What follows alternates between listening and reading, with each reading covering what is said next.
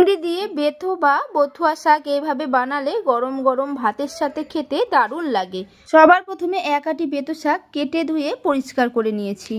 এদিকে কড়াই বসিয়ে গরম করে নিয়ে দিয়ে দিলাম সর্ষের তেল। তেলের মধ্যে নুন, হলুদ গুঁড়ো, চিংড়ি মাছ দিয়ে চিংড়ি মাছটাকে হালকা করে ভেজে তুলে নিলাম। কিছুটা সর্ষের তেল অ্যাড করে 5 ফোড়ন দিয়ে দিলাম কুচানো পেঁয়াজ, থেতো করে রাখা রসুন।